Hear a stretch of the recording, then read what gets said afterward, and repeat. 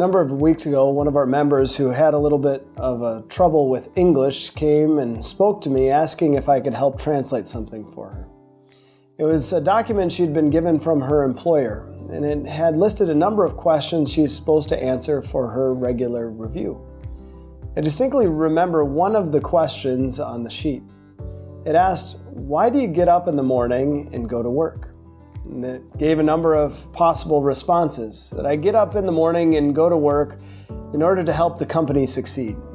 I get up in the morning and go to work in order to make a difference in the world. I get up in the morning and go to work in order to earn a paycheck and to provide for my family. Looking through the list, it was apparent that the company probably wanted their employees to answer either number 1 or number 2. What would your answer be to that question? Why do you get up in the morning and go to work? Is it simply to earn a paycheck, or is there something more? Now you might say, it depends a little bit on your occupation. It's easy to see how a nurse or a teacher makes a difference in people's lives and in the world. But what about a mailman? What about a factory line worker? What about a janitor? Are those jobs just jobs that people do to earn a paycheck, or is there something else? Matthew chapter 25, as Jesus recounts really what it will be like on Judgment Day, as the King really mentions of believers, wonderful things that they have done for their fellow man, he finally remarks this in verse number 40. "Just as you did it for one of the least of these brothers of mine, you did it for me." Jesus reminds us that as we help and serve our fellow man, ultimately we're helping and serving God. We carry out our jobs, our vocations, the roles God has given us by serving our neighbor, and by serving our neighbor, we also serve our God. Sometimes it's hard to see, though, the ways in which we serve our neighbor. If you consider carefully your own occupation and job, I'm sure you can find the way in which you serve others. It might be an act of service, it might be making something, goods provided for other people. Maybe it just seems to be a very small thing compared to other jobs and vocations, yet it is a way that you serve the Lord.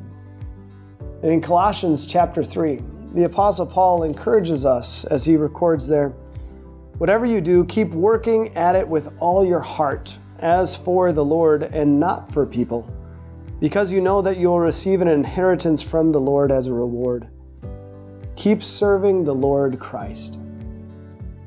After going through a long list of different roles that people have, discussing people as employers or employees, as parents or children, he finally encourages people to keep working hard in their jobs, in their roles, in their positions that God has given them.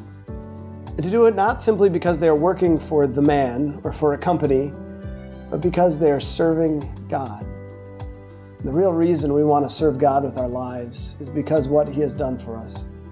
As it says in Colossians there, He has given us an inheritance. An inheritance is a free gift, isn't it? Passed down usually from grandparent or parent to child. When that person dies, you receive an incredible gift from them. Well, God has given us an inheritance. He sent His Son, Jesus Christ, to also live and die on a cross. Through that death, He has given us the gift of life everlasting in heaven. Because of this free gift God has given us, we want to serve Him with our lives, and we do that quite often by serving our fellow man. So why do you get up in the morning and go to work? Don't make it simply to earn a paycheck, but remember what you're doing is serving your neighbor. And by serving your neighbor, you serve your Lord, who has given you a precious gift of heaven. Amen. Peace devotions are made possible by the Evangelical Lutheran Synod with donations from individuals and church bodies. You can help support the creation of these videos. If you would like to donate, visit els.org/donate.